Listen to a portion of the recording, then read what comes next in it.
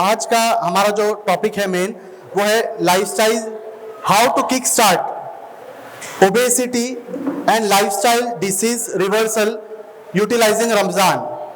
मतलब कि हमारे रोजा उपवास या हम जो भी हम मुस्लिम्स रोजा रखते हैं, हमारे गैर मुस्लिम भाई जैन भाई उपवास रखते हैं, तो इसको हम कैसे हमारी हेल्थ को मेंटेन करने के लिए यूज में लाए बाकी चीजों के साथ। ये हमारा सेमिनार है। मैं आपको वो लैंग्वेज में बोलूंगा कि अगर यहां से जाने के बाद आप लोग ये कॉन्सेप्ट किसी को खुद एक्सप्लेन कर पाए तो मैं सक्सेसफुल हूं। लाइफस्टाइल डिसीज क्या होता है? लाइफस्टाइल डिसीज का मतलब होता है कि ऐसी बीमारियां जो हमारे रहने सहने के अंदाज में कोई गलतियां हो जाए, उससे बीमारियां आ जाए, उसको कहते हैं लाइफस्टाइल डिसीज। वो क्या होती है? कॉमन एग्जांपल्स, डायबिटीज, हार्ट की बीमारियां, blood pressure, high blood pressure, cancer की बीमारी, मोटापे की बीमारी और जो है दम या रेस्पिरेटरी डिसीजेस, ये सब बीमारियां, इसको हम लाइफस्टाइल डिसीज कहते हैं क्योंकि ये सब बीमारियों का कनेक्शन कहीं ना कहीं हमारे जिंदगी में, रोजमर्रा की जिंदगी में, डेली लाइफस्टाइल में होने वाली गलतियों के साथ है।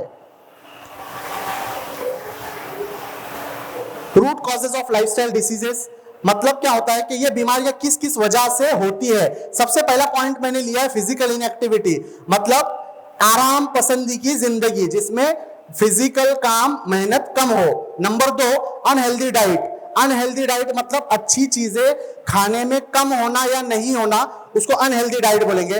उसके बाद स्ट्रेस, सबसे इंपॉर्टेंट आज की लाइफ में हमारे लिए स्ट्रेस मैनेजमेंट है। अगर हम डेली लाइफ के स्ट्रेस को हैंडल नहीं कर पा रहे तो डेफिनेटली हमको बीमारियां 100% होने वाली है। देखिए, मैं अक्सर पेशेंट को समझाता हूं कि हम जो है दुनिया में रह रहे, जन्नत में नहीं रह रहे, ये हेवन नहीं है। यहाँ पर आपको रिस्पॉन्सिबिलिटी भी लेनी है, हमारे पर जो है कमाने की भी रिस्पॉन्सिबिलिटीज है, हम लोगों पर जो है घर की भी रिस्पॉन्सिबिलिटी है, समाज की भी रिस्पॉन्सिबिलिटी है। तो ये सब रिस्पॉन्सिबिलिटीज को अच्छे से निभाते हुए डेली लाइफ को जीना, ये स्ट्रेस मैनेजमेंट है। छोटी छोटी बात के ऊपर हम लोग जो है टेंशन में आ जाते हैं और ये टेंशन ब्लड प्रेशर, शुगर, मोटापा, कोलेस्ट्रॉल, ब्रेन स्ट्रोक, ये सब चीजों का रीजन बनता है। तो पहला हमने देखा फिजिकल इनएक्टिविटी, दूसरा unhealthy diet, third is stress, fourth is tobacco use. Tobacco पहले जो है बहुत ज्यादा अजीब समझा जाता था, लेकिन अभी जो है बहुत ज्यादा आम हो गया है। कैंसर एक तकलीफ है सिगरेट या टोबैको यूज की वजह से, लेकिन ऐसी कई सारी हजारों तकलीफ है जो टोबैको यूज की वजह से आती है। Number 4 is air pollution. Air pollution जो है कॉमन है। आप 5 मिनट जो है बाइक को कहीं पर पार्क कीजिए, उसके बाद आप आइए, आपको बाइक पर जो डस्ट दिखेगी वो तो कॉमन डस्ट है, उसके साथ हजारों लाखों ऐसे मॉलिक्यूल्स एयर में जिसको हम इनहेल कर रहे हैं, फैक्ट्री का धुआं, एसी का आउटलेट और चिमनियों का धुआं, बहुत सारी चीजें, एन नंबर ऑफ थिंग्स है। इसके बाद अल्कोहल यूज। तो ये सब चीजों से बीमारियां होती है। अभी मैं आपको सिंपल लैंग्वेज में बताऊंगा कि ये बीमारियां क्या रूप में हमारे सामने आई हुई है। हर साल जो डेथ होती है वो उसका 71% हिस्सा ये बीमारियां हैं। मतलब 100 लोग अगर मर रहे हैं तो उसमें से 71 लोग या तो शुगर, या तो ब्लड प्रेशर, या तो हाई यूरिक एसिड, या तो मोटापा, या तो हार्ट अटैक, या तो टोबैको, और ये लाइफस्टाइल के प्रॉब्लम की वजह से होने वाली बीमारियों की वजह से मर रहे हैं।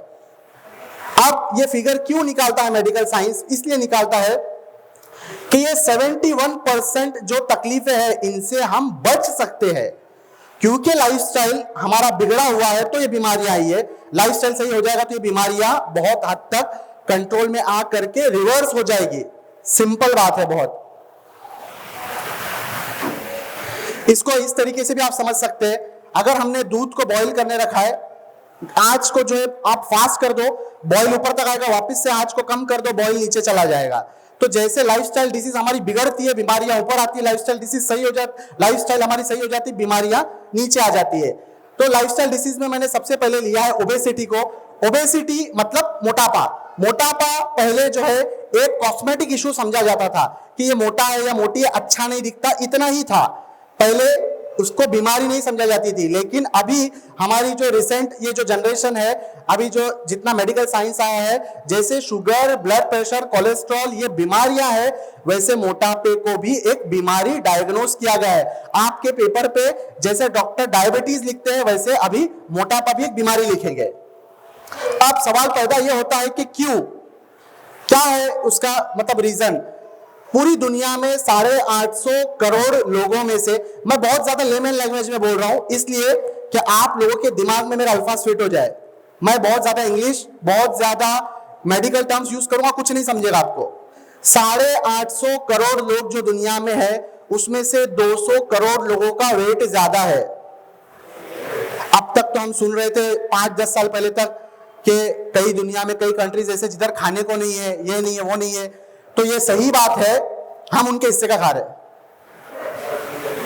तो 20 to 25% पूरे वर्ल्ड की पॉपुलेशन एक टाइम का भी खाना नहीं खा रही है, और 25% पॉपुलेशन दिन में 4 बार खाना खा रही है।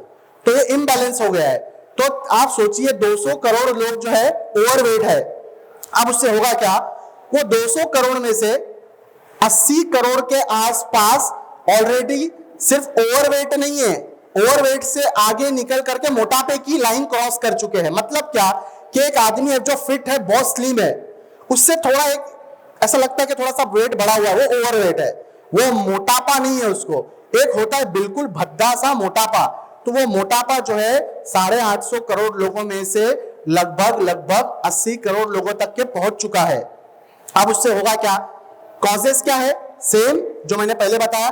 जितनी लाइफस्टाइल डिसीजेस है, blood pressure, high sugar, cholesterol, मोटापा, हाई यूरिक एसिड, कैंसर और ऐसी कई सारी दमे की बीमारियां, मैं एलर्जिक वाले दमे की बीमारियां भी बोल रहा हूं, दूसरी भी बोल रहा हूं।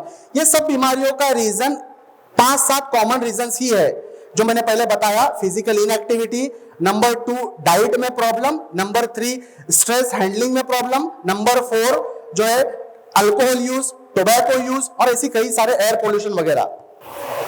हाइपरटेंशन, हाइपरटेंशन मतलब क्या होता है, लोग समझते हैं गुस्सा करने की बीमारी हाइपरटेंशन है। गुस्सा करने की बीमारी को जो है हाइपरटेंशन नहीं बोलते। हाइपरटेंशन मतलब नॉर्मल बॉडी में जो ब्लड प्रेशर होना चाहिए उससे बड़ा हुआ बीपी जो होता है उसको बोलते हैं हाइपरटेंशन। नॉर्मली 120 ऊपर का और 80 नीचे का बीपी नॉर्मल समझा जाता है। नॉर्मल की भी एक लिमिट है, उसमें जो टॉप की लिमिट है 130 ऊपर का नॉर्मल लास्ट है, उसके ऊपर 132 भी है तो आप हाइपरटेंसिव हो, मतलब आप ब्लड प्रेशर के पेशेंट हो। अब सबसे बड़ा चैलेंज जो है डॉक्टर्स के साथ ये आता है कि पेशेंट बोलता है डॉक्टर साहब मेरे को कुछ होता नहीं, तुम बीमारी मेरे को बांट रहे हो। यही साइकोलॉजी है। ये सब जो मैं बातें कर रहा हूं ये आउट ऑफ थाउजेंड्स और कैंप अगर पकड़ोगे तो लैक्स ऑफ पेशेंट के इंटरेक्शन के एक्सपीरियंस के बाद आपसे शेयर कर रहा हूं। पेशेंट को क्या लगता है कि डॉक्टर बैठा है मुझे बीमारी बांटने के लिए, बराबर है। तो कॉमन सेंस आप ये रखिए कि एक कोई अकेला वाहिद डॉक्टर नहीं जिसके पास जाके आप आपकी बीमारी चेक करा सकते हो।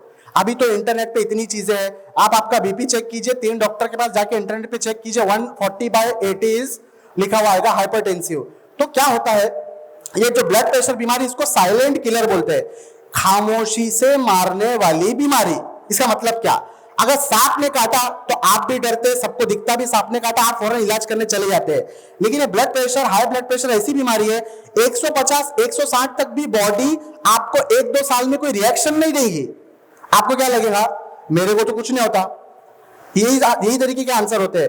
मेरे को कोई फर्क ही नहीं पड़ता, 170 मेरा नॉर्मल है। अरे भाई मेरा नॉर्मल मतलब क्या होता है, नॉर्मल नॉर्मल होता है, तेरा नॉर्मल मेरा नॉर्मल एक ही बात है। तो 120 से ज्यादा जो भी ब्लड प्रेशर है वो आपको करेक्ट करना है, नहीं करेंगे तो क्या होगा 130, 140, 150, 160, जितना ज्यादा शुगर, जितना ज्यादा बीपी, अगर आपको बाहर से कुछ भी तकलीफ नहीं हो रही है, अंदर से डैमेज 100% हो रहा है, तो ये हो गया हाई ब्लड प्रेशर। इसके भी कॉजेस सेम ही है जो मैंने पहले बताया। इसके बाद आते हैं हमारे लिपिड के इश्यूज। लिपिड मतलब क्या, खून में ऊपर वाले ने कुदरती चर्बी रखी है जो खून में तैरती है। वो क्यों तैरती है, वो काम करती है एक नाव का, यहां से सामान ले जाना है वहां डालना है, वहां से सामान ले जाना है वहां डालना है। लेकिन आप सोचो अगर छोटे से नाले में या हमारी जो भिवंडी की नदी है ये नाले में अगर एक साथ हम 3-4 हजार नाव छोड़ दे तो सब एक दूसरे से टकराएंगी, जाम हो जाएगा, जैसे ट्रैफिक जैम होता है। वैसा ही अगर कोलेस्ट्रॉल या लिपिड्स ब्लड में ज्यादा हो जाए तो लिपिड के इश्यूज आ जाते हैं। फिर ट्रैफिक जैम होता है, वो जाके क्या करती है, हमारी नसों को, जैसे चेंबर लाइन चोक होती है वैसे लिटरली हमारी बॉडी के ब्लड वेसल्स को चोक करती है, तो उसको कहते हैं हम लोग लिपिड इश्यूज। उसके हम प्रॉब्लम्स क्या है बाद में समझेंगे, सेम वजह है। और सबसे अजीब बात यह है कि ये सब बीमारी एक दूसरे का साथ देती है, सबका साथ सबका विकास। ब्लड प्रेशर बोलेगा भाई शुगर तू भी आ जा, शुगर बोलेगा भाई कोलेस्ट्रॉल तू भी आ जा, वो बोलेगा भाई मोटा पे तू आता है क्या, फिर बोलेगा यूरिक एसिड तुम भी आ जाओ। तो ऐसे पांचों छह बीमारी मिल करके सब एक दूसरे को बढ़ावा देते हैं। बस एक घुस गया तो 4-5 एक साथ उसके बाद 5-10 सालों में आ जाते हैं। अब कोरोनरी आर्टरी डिसीज मतलब क्या, नॉर्मली हमारे लैंग्वेज में हार्ट अटैक। उसको क्या हुआ, उसको हार्ट आया, हार्ट अटैक से मर गया, बराबर है। तो जो हार्ट अटैक की बीमारी, इसको मेडिकल साइंस में बोलते हैं कोरोनरी आर्टरी डिसीज। ये होता क्या है कि हार्ट को जो खून की रगे सप्लाई देती है, ब्लड वेसल सप्लाई देती है, वो ब्लॉक हो जाती है और हार्ट को ब्लड नहीं मिलता है, जो कि बहुत ज्यादा जरूरी है, हर सेकेंड हर लम्हा जरूरी है। तो हार्ट में पेन होता है और वो पेन का नाम है हार्ट अटैक। अब आते हैं टॉपिक की तरफ, डायबिटीज। डायबिटीज क्या है, हमारी बॉडी में काम करने के लिए, एनर्जी के लिए ग्लूकोज या कार्बोहाइड्रेट जरूरी होता है। इसकी सबसे अच्छी मिसाल जो है 6:30 बजे, 6:45 बजे के टाइम, मगरिब के पहले रमजान में आप देखिए सब शांत मिलेंगे या फिर एकदम एग्रेशन में मिलेंगे। कुछ लोग रहेंगे जो बीमार रहेंगे, वो एकदम शांत मिलेंगे आपको, कोई झगड़ा नहीं, कुछ ताकत ही नहीं अंदर झगड़ा करने के लिए, एक्स्ट्रा एनर्जी चाहिए वो है ही नहीं। और कुछ डायबिटिक और हाइपरटेंसिव पेशेंट रहेंगे, उनको जो पहले मांगे दे देने का, नहीं तो आपको अलग रिएक्शन मिलेगा। तो क्यों होता है कि बॉडी में सुबह से ग्लूकोज गया नहीं है, हमको कोई इमीडिएट काम करना है तो हमको जरूरत है ग्लूकोज की, और वो ग्लूकोज बॉडी में एक लिमिट तक होना चाहिए। अगर वो 160, 170, 180 से ज्यादा ब्लड में दिखने लग जाए तो उसको बोलते हैं डायबिटीज। इसका मतलब क्या होता है कि एक डायबिटिक पेशेंट है, एक मैं हूं, हम दोनों ने गुलाब जामुन खाया, 2 गुलाब जामुन खाने के बाद मेरा ब्लड शुगर चेक करेंगे या कोई जिसको डायबिटीज नहीं है उसका चेक करेंगे तो 180 से नीचे ही बताएगा, लेकिन जो डायबिटिक है उसका 200 से ज्यादा बताएगा, अगर उसका डायबिटीज कंट्रोल में नहीं है तो। लोगों को क्या लगता है, अब भी गुलाब जामुन खाया इसके लिए बता रहा है, अभी गुलाब जामुन खाने के बाद भी नहीं बताएगा, उसको नॉर्मल बोलते हैं। आप लोग क्लियर कर लो माइंड में। सिम्टम्स ऑफ डायबिटीज आपको सबको मालूम है, बहुत ज्यादा प्यास लगना, बहुत ज्यादा भूख लगना, बहुत ज्यादा पेशाब होना, घुटने दर्द होना, पैर में जलन होना, ऐसी सब चीजें, इससे पता चलता है कि शुगर है। अब पता प्रॉब्लम क्या है कि लाइफस्टाइल डिसीज या डायबिटीज से प्रॉब्लम क्या होगी, 2 लेवल पर होती है। एक तो बड़ी बड़ी चीजें खराब होती है और एक बारीक दीमक जैसा खराब होती रहती है।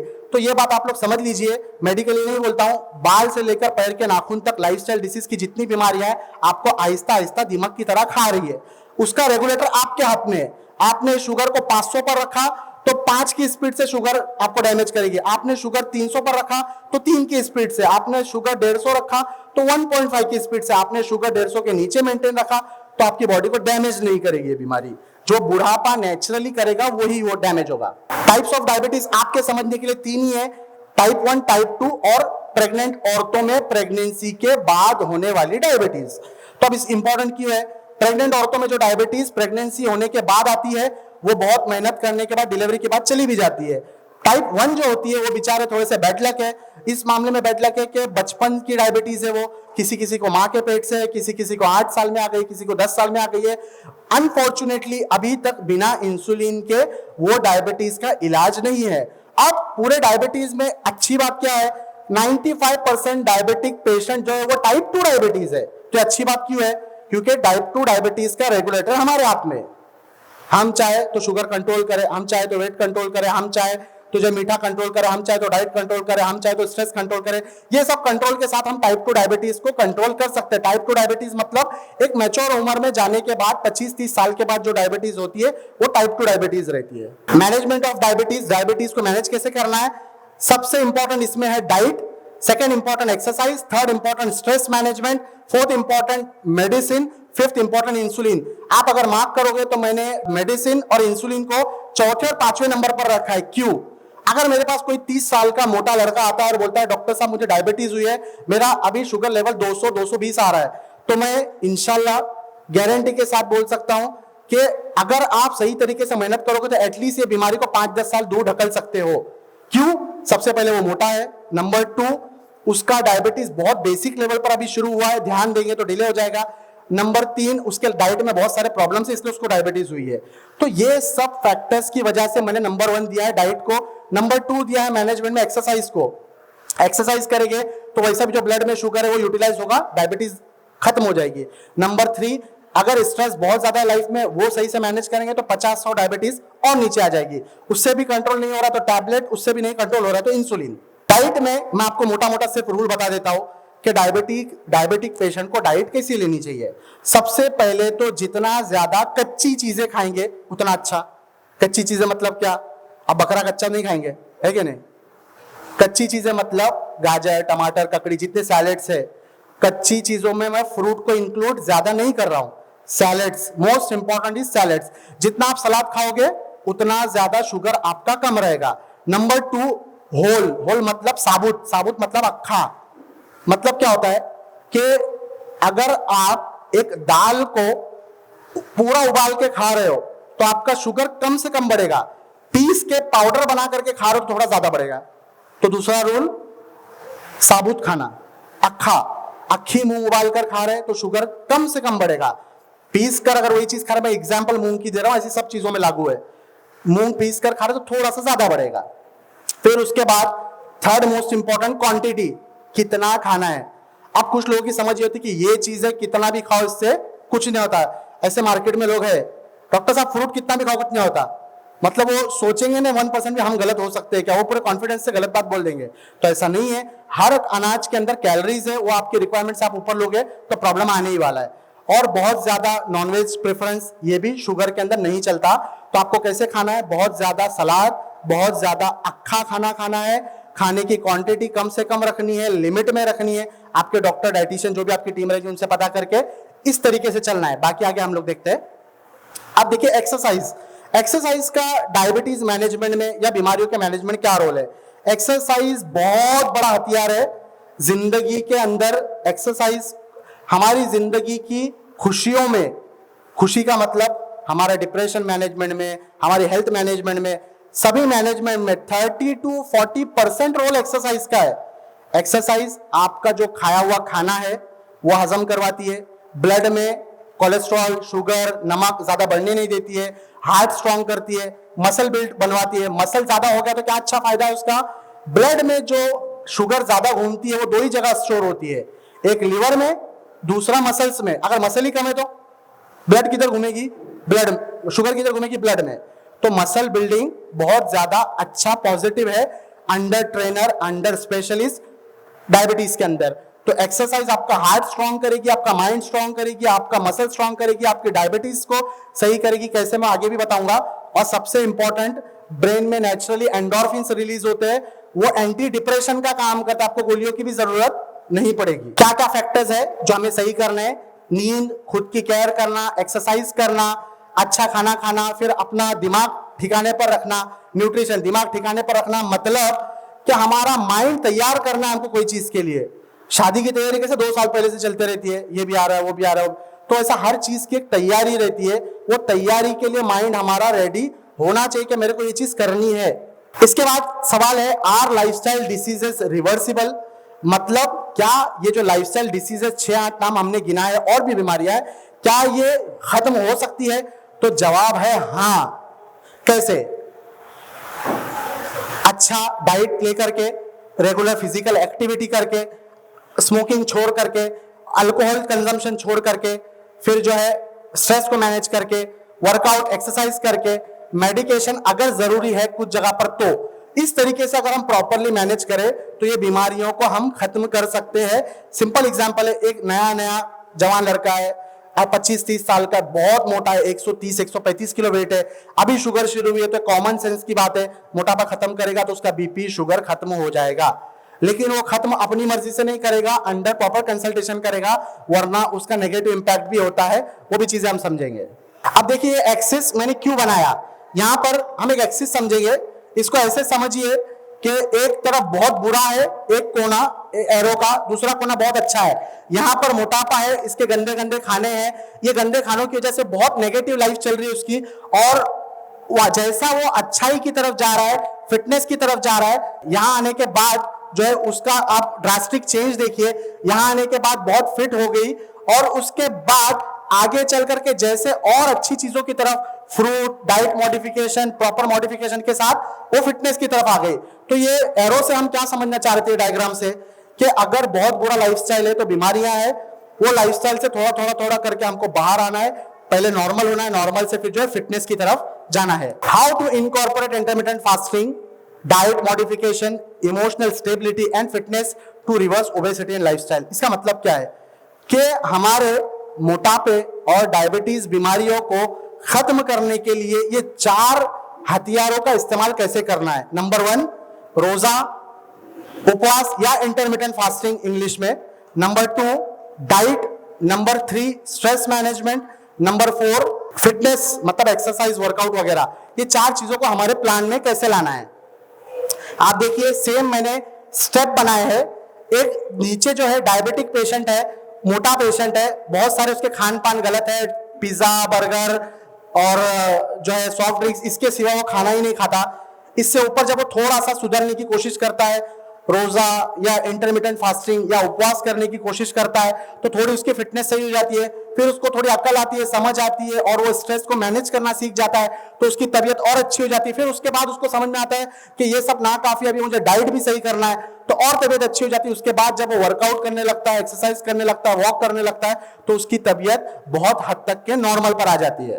अब ये हम देखेंगे कि हमने ये टॉपिक चुना क्यों। आज आपने जितने दिन से पोस्ट पढ़ा, टॉपिक था हमारा how to utilise intermittent fasting और रोजा। हमने ये रमजान के पहले टॉपिक क्यों चुना, इसलिए कि हमारा जो प्लान है डायबिटीज मैनेजमेंट का या लाइफस्टाइल डिसीज मैनेजमेंट का या मोटापे का, इसमें सबसे बड़ी प्रायोरिटी हम दे रहे हैं रोजा, उपवास और इंटरमिटेंट फास्टिंग को। क्यों, उसकी वजह देखिए।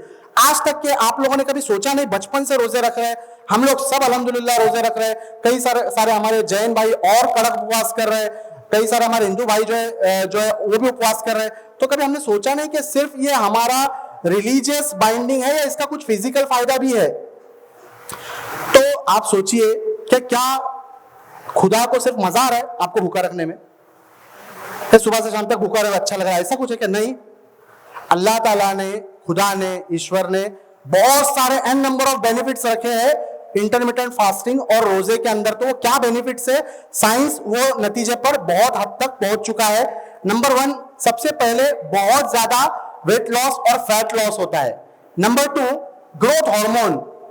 ग्रोथ हार्मोन का मतलब क्या होता है, मर्दों की मर्दानगी या औरतों की उनके लेवल पर मजबूती के पीछे जो हार्मोन काम करता है उसको कहते हैं ग्रोथ हार्मोन। नाम से ही समझ में आता है ग्रोथ हार्मोन। तो ग्रोथ हार्मोन बहुत ज्यादा बूस्ट करता है। जो बॉडी बिल्डर्स बहुत ज्यादा आपको मस्कुलर नजर आते हैं, या तो उन्होंने बहुत अच्छा ग्रोथ हार्मोन लेवल पर काम किया होता है, या तो ग्रोथ हार्मोन जो है उन्होंने बाहर से इंजेक्ट किए होते हैं, जो कि नहीं करना चाहिए बाहर से। Number 2, enhance brain function. हमारा दिमाग बहुत अच्छे लेवल पे काम करने लगता है। ये मैं फायदे किसके बता रहा हूं, इंटरमिटेंट फास्टिंग, रोजा, उपवास के। Number 4, insulin sensitivity. मतलब क्या होता है कि बॉडी में इंसुलिन हमारे ऑलरेडी है।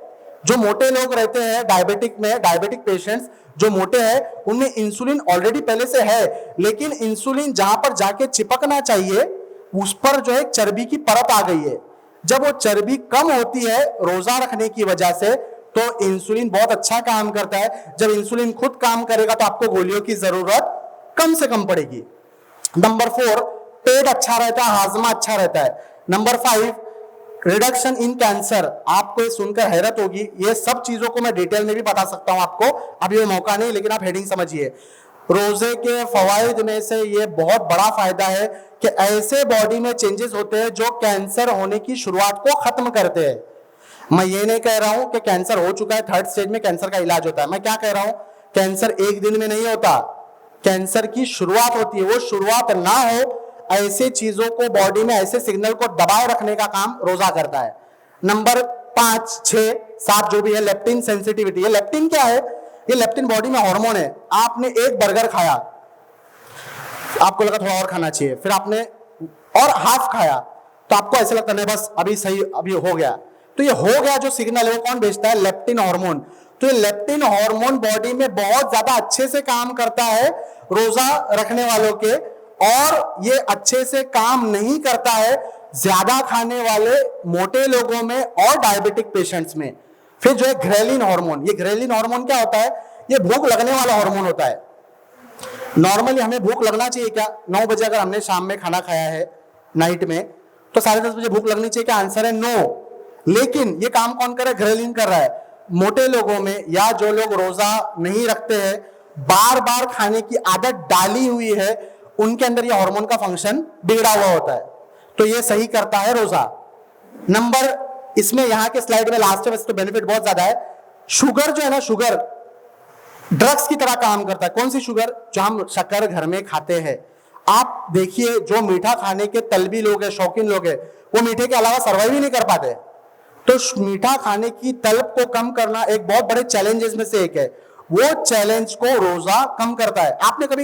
आपने सोचा नहीं कभी, बहुत सारे डायबिटिक पेशेंट बोलते हैं कि मैं रोजा नहीं रख पाता हूं, तो मैं सच बात बता रहा हूं, 99.99% केसेस में वो दिमाग से कमजोर है, हिम्मत से कमजोर है।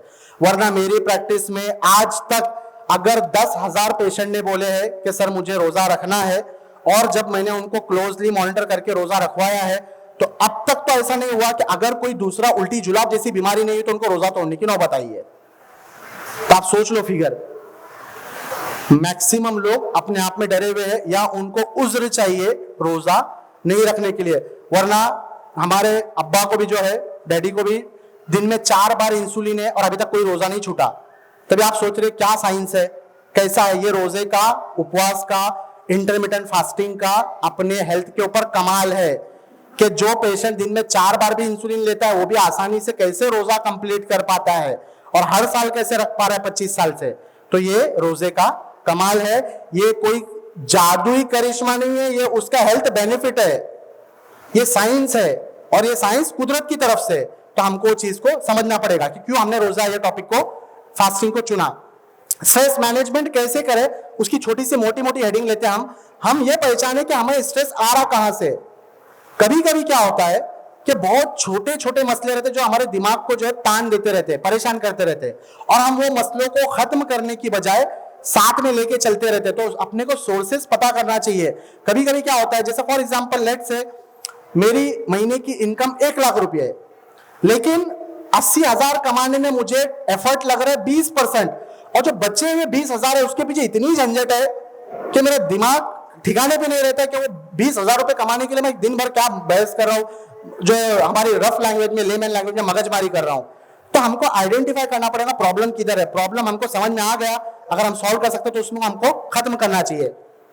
बहुत सारे रिलैक्सेशन टेक्निक है, जैसे हम लोग जो है बाहियत मुस्लिम, हम लोग नमाज पढ़ते, अल्लाह से दुआ करते, तस्बीहात करते, जिक्र अस्कार करते, वैसे ही हमारे दूसरे भाई जप करते, योगा करते, सबकी अपनी एक डेवलप की हुई रिलैक्सेशन टेक्निक है।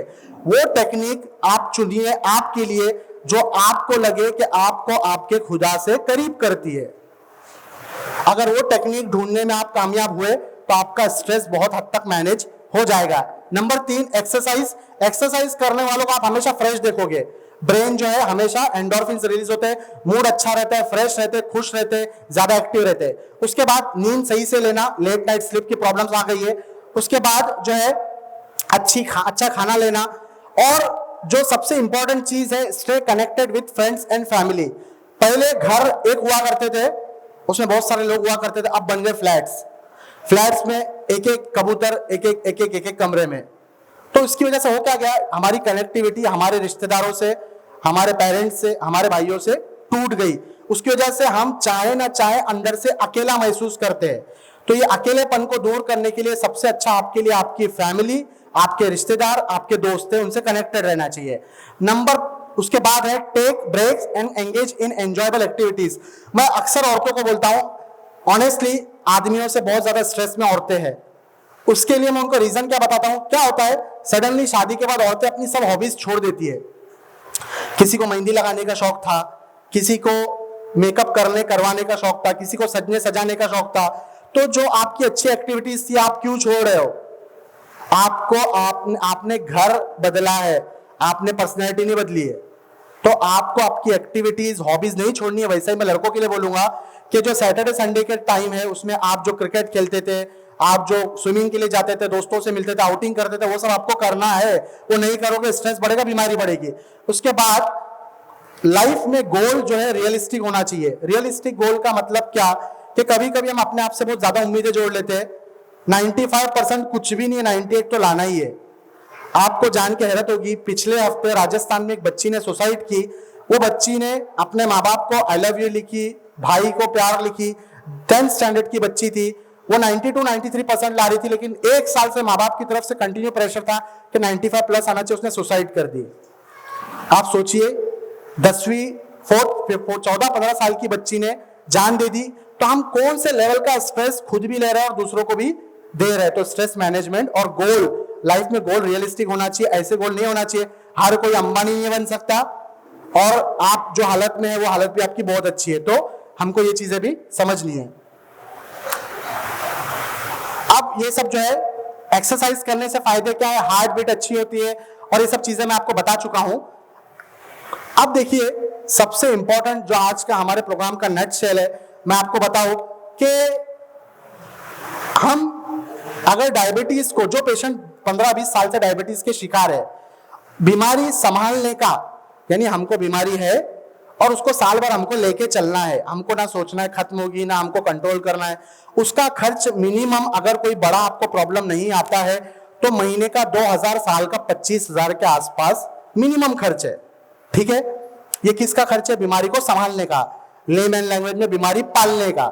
ठीक है, लेकिन हम लोग ये कोशिश कर रहे हैं कि आपको डिसीज रिवर्सल का प्लान, यानी आप आपकी बीमारियां बहुत हद तक कम करके, कुछ केसेस में खत्म करके बहुत फिट हो, ऐसा कुछ प्लान हमने बनाने की कोशिश की है 700 to 800 रुपीज पर मंथ, जिसमें हम ये कोशिश कर रहे हैं कि 6 महीने या 1 साल में अगर कुछ ना हो तो इतना हो कि आप फिजिकली जो थे उससे स्ट्रांग हो जाए, आपका HbA1c, कोलेस्ट्रॉल, बीपी बहुत हाई था तो नॉर्मल हो जाए, आप एक पीसफुल लाइफ जिए, आप अपने आप को एक महफूज और सिक्योर हैंड्स में महसूस करें, आप ऐसे कम्युनिटी से, व्हाट्सएप कम्युनिटी से कनेक्टेड रहे जिसमें आपको लगे कि नहीं मैं अकेला नहीं हूं, सब मेरे साथ है। तो हम क्या करने जा रहे हैं, हमने लास्ट ईयर जो पूरा साल किया उसमें हमने कोशिश की कि 10,000 रुपये में 6 महीने में हम जिम का पूरा आपको एक्सेस, मतलब जिम करना, उसमें आपको अलग से पर्सनल ट्रेनर नहीं लेना है, और जो है मेरा एक्सरसाइज प्रिस्क्रिप्शन, मेरा गाइडेंस, मेरा और हमारा व्हाट्सएप कम्युनिटी ग्रुप जिसमें बहुत सारे लोग हैं, ये दे। लेकिन मसला क्या हो रहा है कि आज इंडिया में डायबिटीज और मोटापा रिवर्सल के जितने प्लान हैं वो 30,000, 35,000 से लेकर 50,000 तक चल रहे हैं। अब मैं क्यों बता रहा हूं, बहुत इंपॉर्टेंट पॉइंट है। इंडिया में डायबिटीज ऑलरेडी 10 करोड़ लोगों तक पहुंच चुकी है। 140 करोड़ में से 10 करोड़ जो भी दिख रहे हैं आपको वो डायबिटिक है, और उतने ही मार्केट में ऐसे घूम रहे जिनको बेचारों को मालूम ही नहीं उनको डायबिटीज है। वो समझ रहे ऐसे हो रहा है इसलिए हो रहा है, वो अपने आप को ही संभाल रहे, लेकिन उनको ये नहीं समझ रहा उनको डायबिटीज है। तो लगभग ये आंकड़ा 14 से 18 करोड़ के आसपास 2022-23 की तारीख में है। तो हम लोगों ने रियलाइज किया कि इंडिया जैसे कंट्री में पॉसिबल नहीं है कि लोग अपनी बीमारी, जो कि उनको उतना अंदाजा नहीं है, खत्म करने के नाम पे 30,000, 40,000, 50,000 रुपए पे कर सके। तो मतलब ये हुआ कि हम कोई ऐसा सॉल्यूशन नहीं दे रहे जो आम पब्लिक उसको एक्सेस कर सके, आम पब्लिक उसको ट्राई कर सके। तो हमने कोशिश की है और होपफुली आप लोग उसको कामयाबी की तरफ ले जाओगे कि ये पूरे प्लान को, अगर आप हमारे जिम में आते हो तो वहां पर आपको जिम करना, ट्रेनर की गाइडेंस, मेरा हर महीने का एक्सरसाइज प्रिस्क्रिप्शन, ये बहुत नई चीज है, इंडिया में बहुत कम जगह पर होगी, मेरे अंदाजे से तो कहीं अब तक है नहीं। एक्सरसाइज प्रिस्क्रिप्शन मतलब आप कितना वर्कआउट करोगे, क्या करोगे, कितनी बार करोगे, इसका पूरा प्रिस्क्रिप्शन, हर महीने का अलग से डाइट प्लान, और जो है एक मेरा कंसल्टेशन, ये सब हम सिर्फ आपको देंगे 4,000 रुपीज में अगर आप हमारे जिम आ रहे हो। और अगर आप बोलते नहीं सर मुझे जो है मेरे करीब के जिम में ये चीजें करनी है, तो आपको यही सब प्लान आपके जिम में करना है विद हमारे डाइट प्लान, हमारे एक्सरसाइज प्लान, हमारे ट्रेनर कंसल्टेशन के साथ, आपके एरिया में 6 महीने के लिए 3,000 रुपीज में। ये सब क्यों है? ताकि हम ये बीमारियों से बाहर आने की कोशिश करें। अब इसमें और एक चीज होती है कि कुछ लोग वाकई में इतने बिजी है कि जो ना घर से बाहर निकल सकते ना आ सकते, जिम आने का 15 मिनट तोड़ना है, जाने के 15 मिनट तोड़ना है, जिम का 1 घंटा तोड़ना है, तो 1-1.5 घंटा तोड़ नहीं सकते। तो हमने उनके लिए ऐसा डिवाइस प्लान, पर्सनली मेरा प्लान किया हुआ है कि घर के कोने में आ जाए और उसमें आप वेट लॉस करें। मेरे यहाँ पर और भी कई लोग बैठे हुए जो होम जिम प्लान करते हैं, जिन्होंने 15-15, 20-20 किलो वेट लॉस किया, जिनकी बीपी और शुगर की गोलियां भी बंद हुई है। तो वो हम लोग देते थे लगभग 30,000 रुपए में, लेकिन हमने ये देखा कि लोग उसको एक्सेस नहीं कर पा रहे सिर्फ महंगा होने की वजह से। तो उसमें भी हमने बहुत हद तक कोशिश की है कि वो भी 6 महीने का प्लान विद इक्विपमेंट्स हम जो 18,000 रुपीज में लेकर आए। बाद में वो इक्विपमेंट्स तो आपके ही रह गए, सिर्फ आपको 6 महीने का 3,000 रुपीज का प्लान एक्सेस करना है। इसके बाद इसमें ये सब इक्विपमेंट्स आपको साथ में आते हैं, ये इतनी सारी चीजें हम उसमें साथ में देने की कोशिश करते हैं। अब ये हमारे कुछ टेस्टिमोनियल्स है, ये है हमारे इलियास भाई यहाँ पर है वो मौजूद, बाद में मैं उनको बुलाऊंगा यहाँ पर। उनका 86 kg वेट था जब मेरे पास आए थे, तब शुगर 11.5 HbA1c था, मतलब लगभग 300 प्लस। अब उनका कई महीने हो गए, कोई गोली नहीं चल रही है, उनका वेट है अभी 71 और HbA1c उनका 6 भी क्रॉस नहीं करता कई महीनों से। तो ये एक आपके सामने मिसाल है। दूसरे अशोक है, वो भी यहाँ पर मौजूद है। उनको तो हम लोगों ने 10-15 दिन में ही गोलियां बंद कर दी थी और आज तक वो गोली नहीं ले रहे। 10-12 kg उन्होंने लॉस कर चुके हैं और आज भी 7-8 महीनों बाद वो विदाउट मेडिसिन मेंटेन कर रहे हैं। इसके साथ ये हमारे मुजक्किर शेख है और ऐसे कई सारे लोग हैं। मुजक्किर भाई भी जब मेरे पास आए थे उनका HbA1c 11.5 था और वेट उनका था लगभग 80 kg के आसपास, 80-84 kg था। अभी वो 68-70 kg पर चल रहे हैं। 3-4 महीने से एक भी गोली नहीं है and he is doing absolutely fine. तो इस तरीके से बहुत सारे लोग जो करना चाहते हैं उनको मिला। अब प्रैक्टिकली मुझे एक चीज और ये भी समझ में आई कि मसला ये सिर्फ भिवंडी या कल्याण का नहीं है, ये पूरे इंडिया का, पूरे वर्ल्ड का है। तो हम इतने लोगों को एक साथ हैंडल नहीं कर सकते। तो हम लोगों ने जो है एक ऐप डेवलप पे काम किया और मोस्ट प्रोबेबली अगले महीने या ये महीने रमजान तक के आप लोगों को फुल ऐप एक्सेस भी मिलेगा, जिसपे ये सब चीजें जो आपको हम लोग वर्बली बोल रहे थे, आप ऐप के थ्रू से होप का जो ऐप रहेगा उस पर आप लोग कर सकोगे ताकि पूरा इंडिया इससे फायदा उठा सके। Thank you very much.